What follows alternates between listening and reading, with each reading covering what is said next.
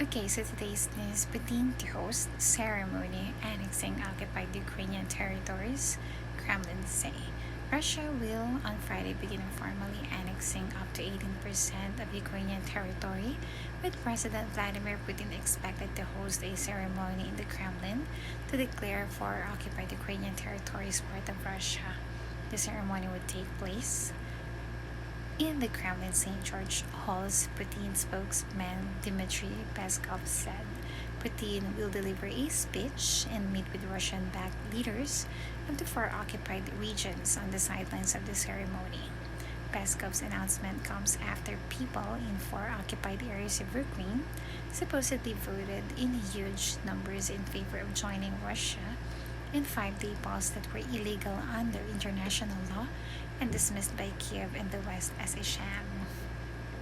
The so-called referendums were organized by Russian-backed separatists in the self-declared Donetsk People Republic and Luhansk People Republic in the eastern Donbas region, where fighting has raged since the rebels seized control of parts of Donetsk and Luhansk 2014. So this one: grief, protest, and power.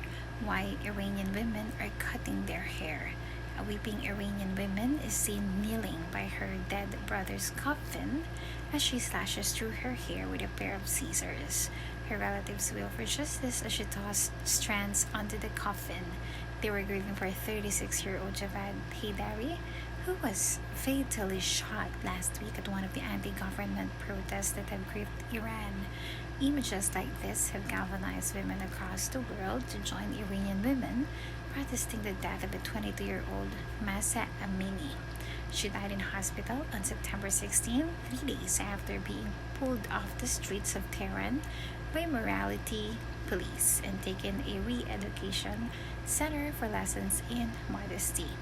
Now, in their 12th day, protests have swept through more than 40 Iranian cities, including the capital Tehran. Iranian security forces have been cracking down on protesters, with hundreds arrested and at least 41 killed, according to state media. Some human rights organizations say the death toll is as high as 76. CNN cannot independently verify these figures. From the Middle East, Europe, and across the United States, women around the globe have shown solidarity with Iranian women plight in rallies and demonstrations. Some have also cut or shaved their hair in public or while being filmed.